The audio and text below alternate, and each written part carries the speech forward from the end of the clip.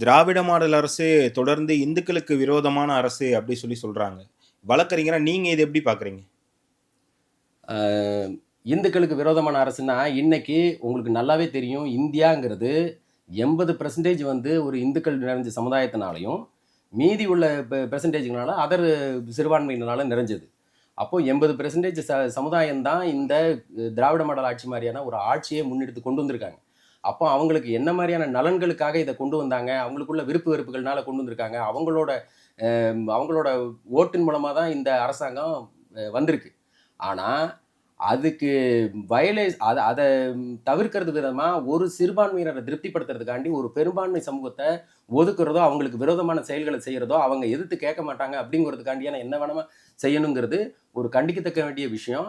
இது வந்து ஒவ்வொரு நிர்வாகமும் வந்து அரசியலமைப்பு சட்டப்படி வந்து இப்ப சத்தியப்பிரமாணம் எடுப்பாங்க. அந்த சத்தியப்பிரமாணம் எப்படின்னா, நான் வந்து ஜாதியால, மதமால நான் யாரையும் வந்து பாகுபடுத்தி பார்க்க மாட்டேன்னும், என்னோட நீதி நிர்வாகத்துல சரியா இருப்பேன் அப்படின்னு சொல்லி தான் எடுக்குறாங்க. ஆனா, இப்போ ஒரு சிறுபான்மையினரால திருப்திப்படுத்துறதுக்காண்டி ஒரு பெரும்பான்மை சமூகத்த இழிவுபடுத்துற மாரியான சில விஷயங்கள் செய்யறதோ, அதுக்கான ஒரு நீதிமன்ற உத்தரவுகள செயல்படுத்த மாட்டாம ஒரு பக்கமா ஓட்டு அரசியலுக்காண்டி பண்றதுங்கிறது மிகவும் கண்டிக்கத்தக்கது. இது கோவாரண்டோ சொல்லக்கூடிய ஒரு நீதிமன்ற பேராணை மூலமா இவங்களுக்கு அந்த தகுதி இல்லைங்கிற நிலைக்கு கொண்டு போகலாம்.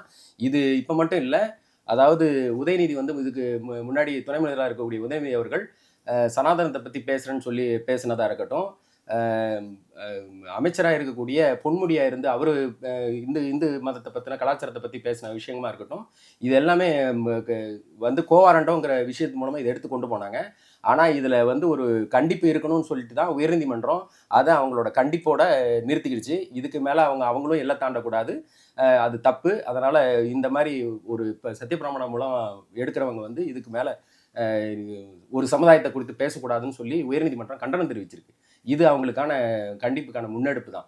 இது மட்டும் இல்லை, இப்போ அந்த விஷயத்தில் நீங்கள் பார்த்தீங்கன்னா, இந்த சமீபத்தில் சந்திரக்கூடு நிகழ்ச்சி அதே திருப்பரங்குன்றம் இடத்துல நடந்துச்சு. அப்போ 50 பேர் மட்டும்தான் அனுமதின்னு சொல்லி உத்தரவும் கட்டுப்பாடும் இருக்கும்போது, இந்த திராவிட மாடல் அரசு அந்த நிர்வாகத்தையும் காவல்துறையும் வச்சு 50 பேரா அதை அனுப்பி அவங்களோட ஃபுல்ஃபில் பண்ணுற மாதிரி, அவங்களோட மனநிறைவை ஏற்படுத்துகிற மாதிரி அந்த உத்தரவை செயல்படுத்தினாங்க. ஆனால் இதுவே ஒரு இந்துக்களுக்கு ஃபேவரான ஒரு 10 பேர் மட்டும் அந்த தீபத்தை மட்டும் ஏற்றுறதுக்கான அனுமதி கொடுக்கணும்னு சொல்லி நீதிபதி உத்தரவிட்டது போது கூட அந்த 10 பேரை கூட அந்த தீபத்தை ஏற்ற விட மாட்டேன்னு சொல்லி கங்கணம் கட்டி இந்த திராவிட மாடல் அரசு இந்துக்களுக்கு எதிராக நின்றுச்சு. இந்த கண்டெம்ட் விஷயத்தில் உயர்நீதிமன்ற நீதிபதியோட உத்தரவை செயல்படுத்தாமல் இருந்த அரசு அதிகாரிகள் மேலே நீதிபதி ஜி.ஆர். சுவாமிநாதன் அவர்கள் கண்டெம்ட் பெட்டிஷன் எடுத்து என் முன்னாடி என் உத்தரவை நிறைவேற்றுறதுக்கான காரணத்தை சொல்லுங்கன்னு சொல்லும் போது, இதே இந்த கலெக்டர் வந்து நீதிபதி முன்னாடி ஆஜராகி அந்த மாதிரி நிறைவேற்ற முடியாமல் போய் 144 போட்டது என்னோட தவறான முடிவு அப்படிங்கிறதுக்காக நான் மன்னிப்பு தெரிவிச்சுக்கிறேன்னு சொல்லி அந்த வழக்குலேருந்து வெளியே வர்றதுக்கான இதில் அவர் மன்னிப்பு கேட்டிருந்தாரு.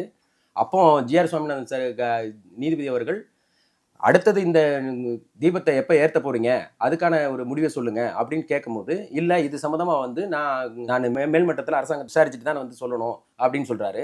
அப்போ இதுலேருந்து என்ன தெரியுது அப்படின்னா, அவங்க அத்தனை உத்தரவையும் அவங்களோட சுயமா இல்லாமல் மேல்மட்டத்தை அழுத்தத்தில், அரசியல்வாதியோட அழுத்தத்தில் மேல்மட்டத்திலேருந்து வருது அப்படிங்கிறது பட்டவர்த்தனமா எல்லாருக்கும் தெரிய வருது.